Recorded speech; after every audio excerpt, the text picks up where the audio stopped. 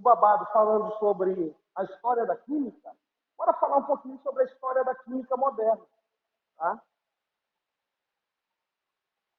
Química moderna. Pessoa, a química moderna surge com quem, pessoa? Galera, a química propriamente dita, vou aceitar aqui o Renatão, João Henrique. Então, olha só, galera, a química moderna, ela surge lá. Alguns carinhas tiveram uma contribuição, cada um teve uma contribuição aí no decorrer da história. Tá? Um carinha chamado George Bauer,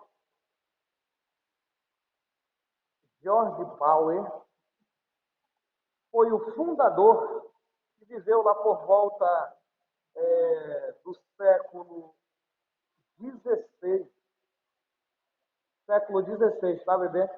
Ele foi o fundador da metalurgia. Tá? Então, eles pegavam alguns metais e forjavam armas e tal, produziam ligas metálicas. Então, esse cara aqui foi o fundador da metalurgia, lá por volta do século XVI. Tá? Teve outro carinha também que teve uma contribuição para o surgimento da química moderna. Vou aceitar aqui a Sara. Foi um carinha chamado Paracelso. Que viveu por volta do século XVI também. 16, 17. Esse carinha aqui, bebê, ele foi o fundador de uma ciência chamada iatroquímica.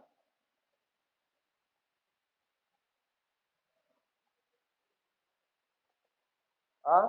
Que foi a precursora das ciências farmacêuticas. Então, esse cara chamado Paracelso, ele era alquimista. Então, ele estudava a composição do corpo humano, as enfermidades, tudo aquilo que, os males que acometiam a espécie humana, e tentava procurar soluções para curar doenças através de ervas da natureza, do conhecimento científico da natureza. Tá? Então, esse carinha funda aí a precursora das ciências farmacêuticas, que é a iatroquímica. Galera, aí teve um outro carinha, tá? Chamado Robert Boyle.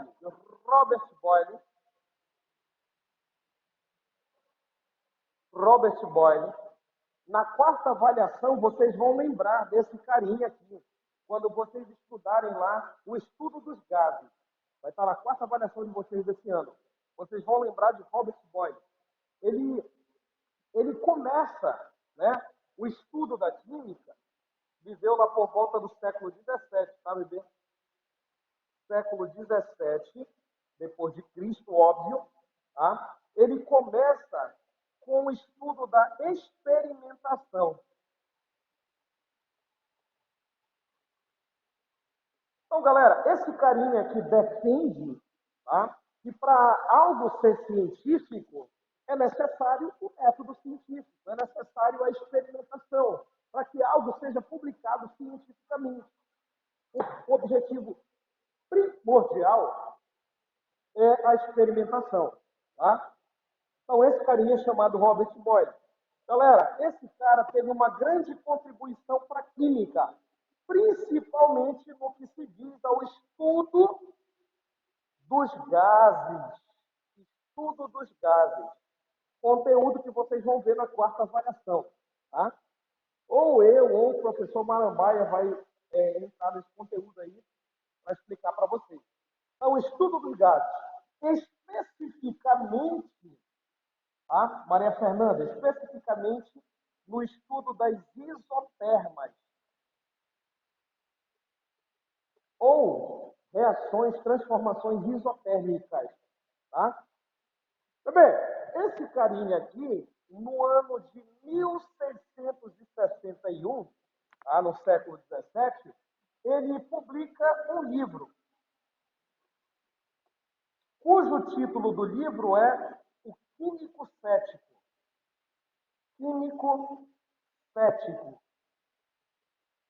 Então, praticamente, pela primeira vez surge ali a palavra química, por volta do século XVII.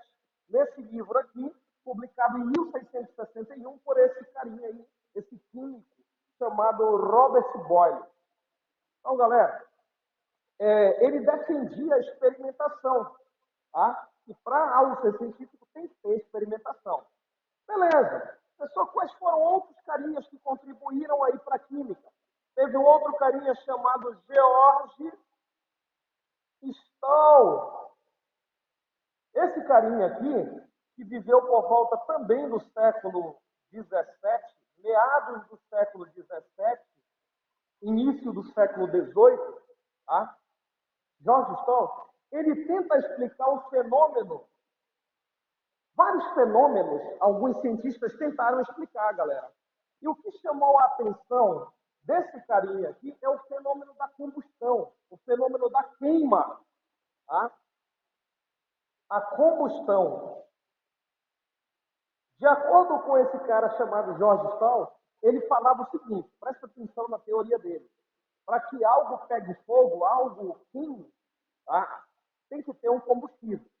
Vamos supor, a madeira. A madeira é um combustível. Ela pega fogo. Se eu atear fogo na madeira, o fogo vai consumir a madeira. Então, ele falava que todo combustível, tá, tem presente uma substância, uma entidade que compõe o combustível, que ele chamou de flogisto. Esse cara que tentou explicar a combustão com a teoria do flogisto. Tá? Teoria do flogisto, ou teoria do flogístico. Então ele falava assim, galera, que todo combustível, para pegar fogo, teria uma substância, uma entidade chamada de flogisto. Tá? E quando o combustível era consumido, ele liberava o flogisto. Tá? Era liberado o flogisto. Deixa eu ver se ainda está gravando aqui. Beleza, já está. Posso aceitar logo a Ana Carolina. Então, bebê, para que algo pegasse fogo, entrasse em combustão, era necessário que o combustível contivesse o flogístico. Quando era queimado, liberava o flogístico. Essa era a explicação dele, porque alguns objetos diminuíam a massa. Tá? Então, eram colocados lá para queimar, aí mediam a massa antes e depois, e quando eles faziam a diferença da massa, a massa diminuía depois de queimado. Vamos supor, a massa da madeira. Vamos supor que eu pegue e meça a massa dessa cadeira aqui, ó, antes de ser queimada e após de ser queimada. A massa após de ser queimada, ela vai ser menor do que a massa original. Então, a explicação dele era que quando algo queimava, liberava o flogisto. E o flogisto tinha massa. Tá? Mas, galera, teve uma coisa que perturbou esse carinha aqui. Qual foi, professor? Os metais. Porque quando se queimava o metal, em vez de diminuir a massa aumentava. Sério, professor? Sério. Tenta fazer isso. Queima um pedaço de prego a um metal, uma palha de aço, né? Após queimada, a massa é maior do que a massa original. Aí ele não conseguiu explicar. Ele tentou explicar, mas a galera, a comunidade científica daquela época, do século XVII, XVIII, não deu crédito. Por quê, pessoal? Qual foi a explicação dele? Ele falava que o flogisto ele tinha massa negativa. Era por isso que quando um prego, o material, o combustível queimava, perdia massa. Mas ele não conseguiu explicar a ideia dos metais de serem queimados. Tá? Aí teve um carinha lá, chamado Antoine Laurent Lavoisier. Galera, esse carinha chamado Antoine Laurent Lavoisier viveu por volta do século XVIII. Só um momentinho, né?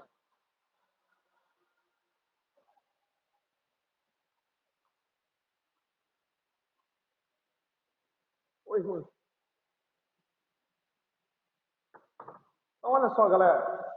Esse carinha aqui, chamado Antoine Laurent Lavoisier, que viveu por volta do século XVIII, ele tentou explicar o fenômeno de um metal ser queimado e aumentar a massa, em vez de diminuir. Tá? Mas antes dele, teve um carinha chamado Joseph Priestley. Ele foi o descobridor, de fato, do oxigênio. Ele, então, Lavoisier conseguiu conceber a explicação. Ele falava o seguinte, que um metal, ao ser queimado, tá, o oxigênio presente no ar se agregava ao metal. Então, além da massa do metal, tinha a massa do oxigênio também. Era por isso que o metal aumentava a massa dele quando queimado. Se transformava em um óxido do metal. Então, essa foi a explicação de Lavoisier, que foi aceita pela comunidade científica da época. Galera, esse carinha aqui chamado Lavoisier, ele ficou conhecido como o pai da química moderna. Pai da química moderna. Ele era considerado, o cara era de responsa. Bebê, outra coisa também. Eu não sei se vocês lembram, ano passado nós vimos a lei da conservação da massa. Esse carinha aqui, foi ele que propôs, no ano de 1774, a lei da conservação,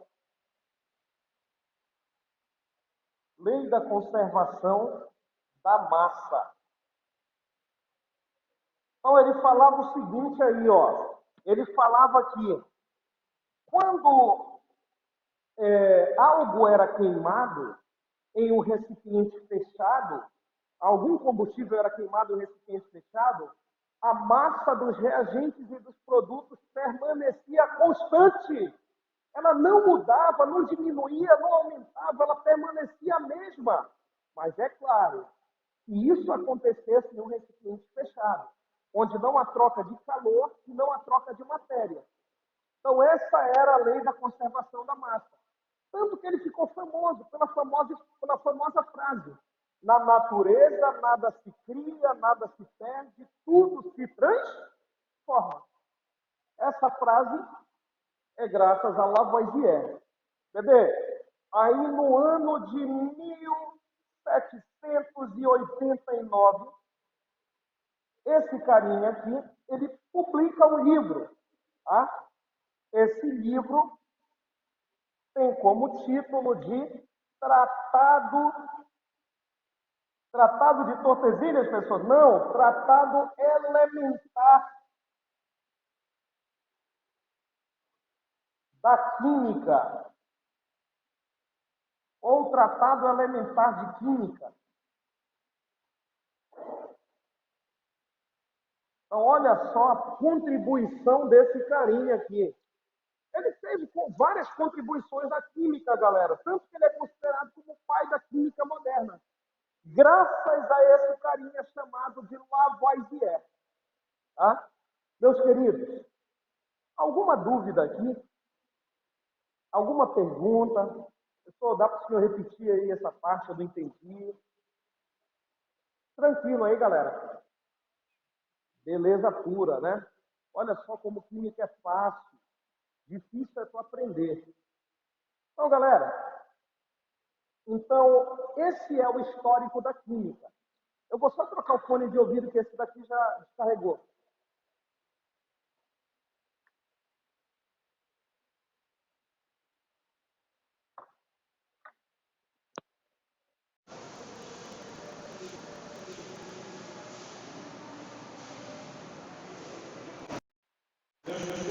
Não consigo me ouvir aí? Beleza. Então, olha lá. Bora dar continuidade aqui.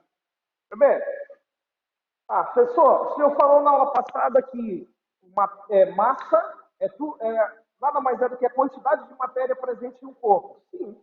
Matéria é tudo aquilo que tem massa e ocupa lugar no espaço. Tá? Gente, não confundam matéria, não confundam, na verdade, massa com peso. Peso, a força em que a Terra tende a atrair qualquer matéria que se aproxime dela. Tá? E massa, quantidade de matéria presente em um corpo. A minha massa, 84 quilogramas. A tua, 50, 60. Tá? Então, isso é massa. Bora falar aqui um pouquinho, olha, sobre a composição. Bora relembrar aqui a composição do átomo. Então, se liga lá. Bora dar uma relembrada aqui. Bem, a primeira ideia de átomo foi dada lá por volta do século V a.C., com dois filósofos gregos. Tá? Daí que surge a palavra átomo. Mas então era só filosofia. Eles falavam que átomos eram pequenas partículas invisíveis e indivisíveis. Isso nós vimos na aula passada. Aí depois, a primeira ideia científica aceita de átomo foi por um carinha chamado John Dalton, um inglês chamado John Dalton, em 1808, século XIX. Tá? Ele fala que o átomo é uma partícula, compõe a matéria, tá? São pequenas partículas indivisíveis e invisíveis e maciça. O átomo possui massa e compõe a matéria. E ele falava indivisível por quê? Porque dentro do átomo não existia nenhuma partícula menor que o átomo. Essa era a ideia de Dalton. Dalton não conseguiu explicar por que a matéria conduzia eletricidade. Ele não conseguiu explicar isso. Aí, logo mais adiante, 90 anos depois, teve um carinha chamado Joseph John Thomson, também inglês. Em 1897, ele faz um experimento com uma ampola chamada de ampola de Crookes, tá? Onde ele liga na diferença de potencial na energia e energiza um gás que está lá dentro, um gás rarefeito. Aí, quando ele liga na energia, ele percebe que dentro da ampola um raio sai do polo negativo, tá? E vai para o polo positivo. Sai do cátodo e vai para o ânodo. Aí ele batizou esses raios, chamados de raios catódicos. E mais lá na frente, um ano depois, em 1898, ele batiza de elétron. Aí ele quebra com a teoria de Dalton. Tá? Dalton não conseguiu explicar a natureza elétrica. Thomson passa a conseguir explicar a natureza elétrica da matéria, tá? Com a descoberta aí dos elétrons. Galera, então o átomo ele passa a ser divisível. De acordo com Thomson, ele não tem massa. Na verdade, a massa é muito pequena, que é considerada desprezível. Tá? O átomo ele era esférico, igualzinho de Dalton, e continha os elétrons, que eram negativos, carga elétrica negativa, mergulhados em uma massa positiva. Até então, eles não sabiam o que era prótons. Prótons só foi descoberto, na verdade era chamado de raios canais, em 1886, por um carinha suíço chamado Eugene Goldstein. Tá? Mas, na verdade, ele só foi consolidado no ano de 1919, por um carinha chamado Ernest Rutherford. E ele propôs a composição do átomo. De acordo com Rutherford, o átomo ele existia um núcleo muito pequeno, tá? E uma região maior chamada de eletrosfera. No núcleo estariam os prótons, partículas de carga positiva, e na eletrosfera os elétrons girando ao redor do núcleo. Mas teve um erro, uma falha no modelo de Rutherford. Por quê? Pensa comigo, os opostos se atraem. Se o núcleo é positivo, contém prótons, e na eletrosfera contém elétrons que possuem carga negativa, os elétrons eles iam ser atraídos pelo núcleo. De acordo com uma teoria lá de Maxwell, tá? Ele falava o seguinte, que uma partícula carregada girando ao redor de uma outra partícula carregada, ela tende a perder energia e ela ia colidir com o núcleo. Então ia haver um colapso entre o elétron e o núcleo. Por isso o modelo de Rutherford não foi para frente. O modelo de Dalton, conhecido como bola de bilhar, de Thomson, pudim de passas, de Rutherford como modelo planetário. Tá? Os elétrons estavam girando ao redor do núcleo como se fossem planetas. E o núcleo como se fosse o Sol. Por isso o modelo planetário ou modelo do sistema solar.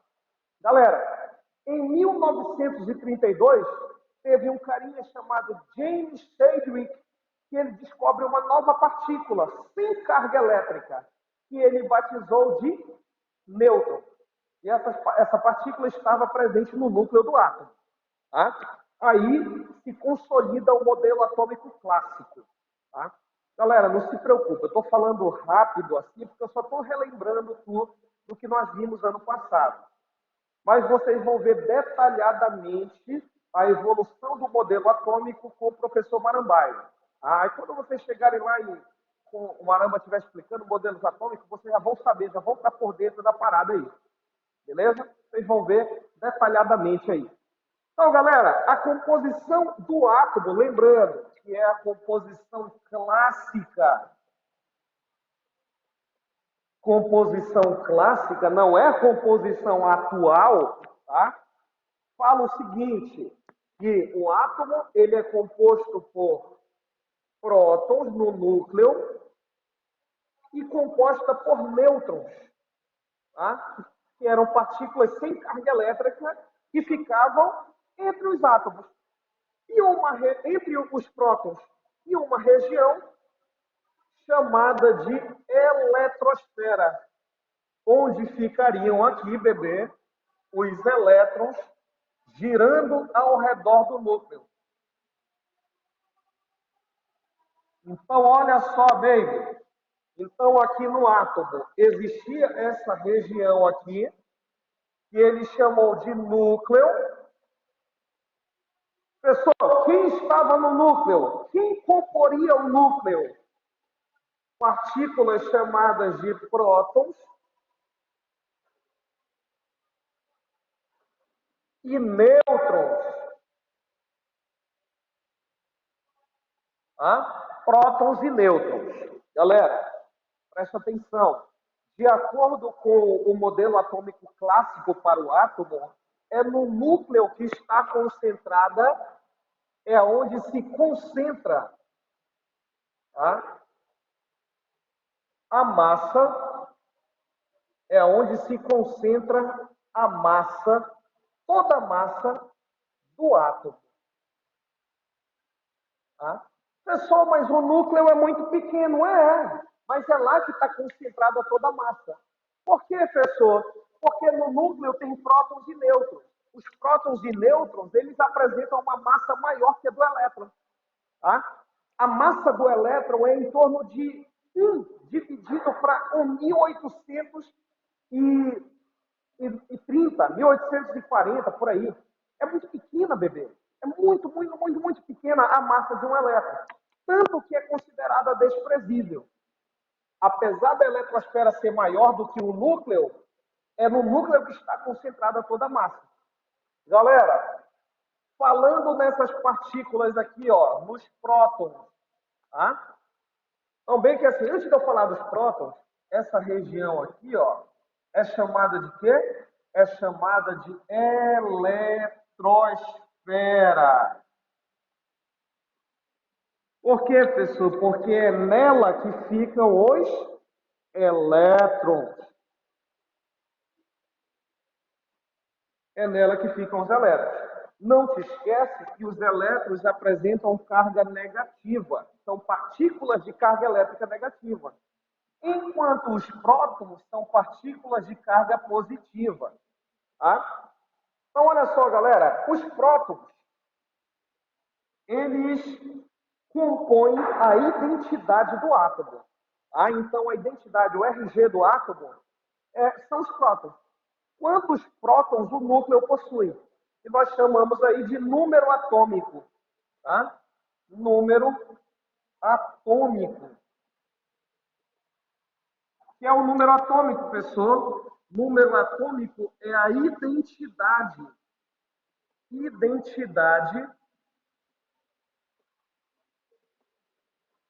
do elemento químico. A identidade do elemento químico. Olha só, baby, se concentra aqui no babado. Galera, o número atômico nada mais é do que a soma de...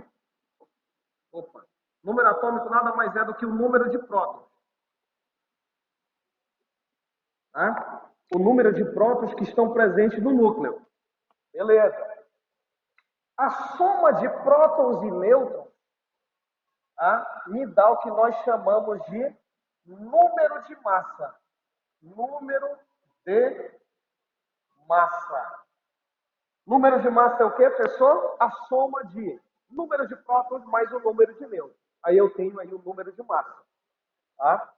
Galera, então se eu falo para vocês que um elemento químico, por exemplo, o carbono, ele tem 6 prótons no núcleo, 6 partículas positivas no núcleo. Então, o número atômico dele é 6. O número atômico é igual ao número de prótons. Se eu falo para vocês que o hidrogênio tem um próton no núcleo, então o número atômico do hidrogênio é 1. Tá? Galera, uma pergunta para vocês. Tranquilo até aqui? Alguma dúvida? Alguma pergunta? Luna, Isaac, Maria Clara, Maria Fernanda. Alguma dúvida até aqui, meus queridos? Tranquilão? Então, galera, essa era a ideia do átomo clássico. Tá? Pessoal, quais eram as partículas subatômicas? Os prótons, os nêutrons e os elétrons.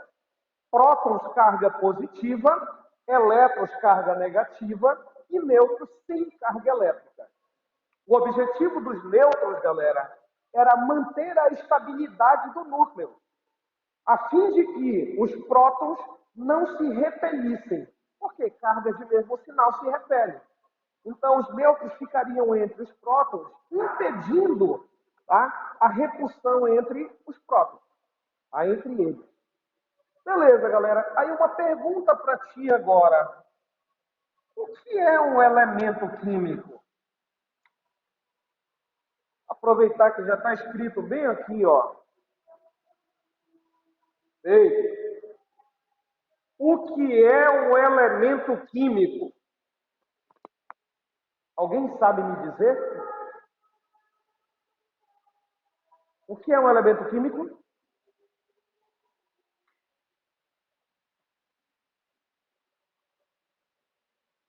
Galera, um elemento químico nada mais é do que um conjunto de átomos que possuem o mesmo número de prótons, bem, mesmo número de prótons.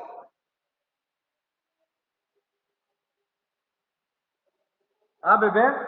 Então, falou em elemento químico, é um conjunto de átomos que possui o mesmo número de prótons, o mesmo número atômico. Pessoal, como é que eu represento o elemento químico? Bebê, eu represento o elemento químico assim, ó. Hidrogênio, por exemplo.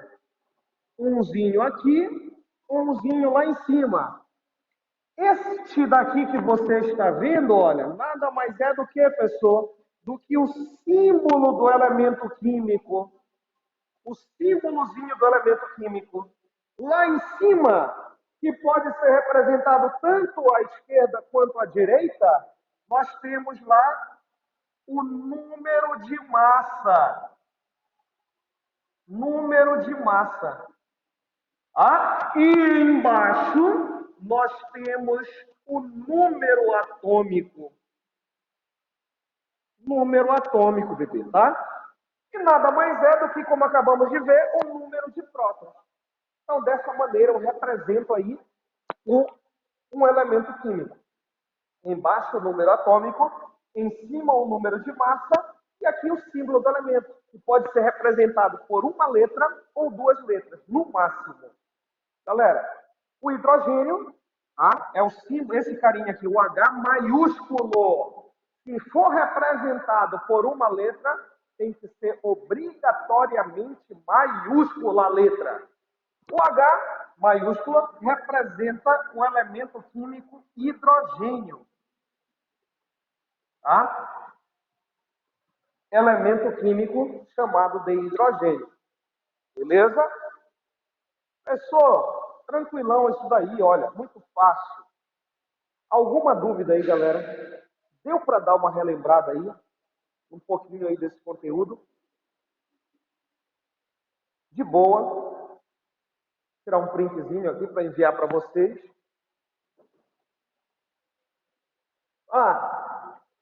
Agora eu vou passar um exemplo aqui para tu, só para a gente fechar nossa aula.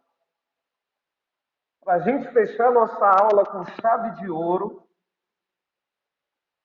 11h25, bate a nossa aula. Então, olha só, galera. O número de massa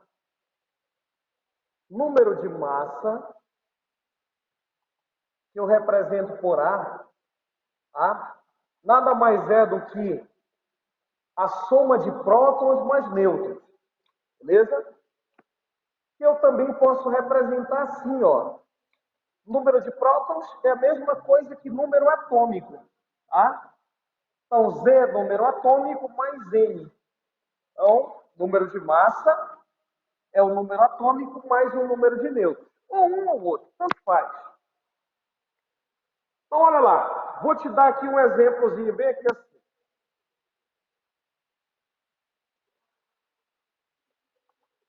Exemplo A. Tu tens aqui, ó. Bora colocar bem aqui assim, o boro. 5, 11 lá em cima. Galera, eu quero que tu me diga qual o número atômico, qual o número de prótons, qual o número de nêutrons, qual o número de elétrons e qual o número de massa, bebê, do boro. Beleza? Vai lá. Ativa teu áudio e me responde, pelo amor de Deus. Então, aqui eu tenho B maiúsculo, que representa o elemento químico boro. Bora lá, bebê.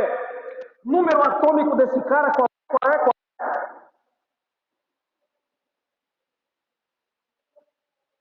Ora, bebê, vocês ainda estão ainda na aula, ainda, presentes?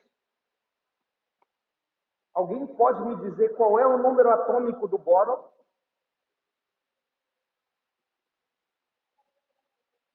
Hello. Eu acho que eu estou falando sozinho aqui. Pode ativar o áudio, baby. O número atômico do boro é esse númerozinho aqui embaixo, ó, à esquerda do símbolo do elemento. Tá? O número atômico dele aqui é 5, baby. O número de prótons, pessoal, falei para vocês que o número de prótons é a mesma coisa que o número atômico. É a identidade do elemento químico. Então, se o número atômico é 5, o número de prótons também é 5. Tá? Pessoal, o número de nêutrons. Olha aqui, bebê, presta atenção aqui. Se o número de massa é igual ao número atômico mais o número de nêutrons, vou pegar esse cara que está positivo, vou passar para o outro lado negativo. Então, o número de nêutrons vai ser o número de massa menos o número atômico. Olha como é fácil. Então, eu vou pegar o número de massa que está lá em cima. Opa, já descobri o número de massa. É 11. Tá? Vou pegar 11 menos 5. Então, aqui 11 menos 5, que vai me dar 6. Pronto. Bebê, olha para esse elemento. Ele está neutro. Como é que eu sei que ele está neutro, professor? Ele não apresenta nenhuma carga positiva nem negativa em cima dele, à direita dele. Então, eu posso dizer que ele é um elemento químico neutro. O número de prótons é igual ao número de elétrons. Presta atenção. O elemento químico será neutro toda vez que o número de cargas positivas for igual ao número de cargas negativas. Aí eu digo e afirmo que ele está neutro. Galera, quantos prótons ele possui? 5. Então, quantos elétrons ele vai possuir 5 também, porque ele está neutro. Beleza, pronto. Descobrimos aí o número atômico, número de prótons, número de nêutrons, número de elétrons e número de massa do bóron.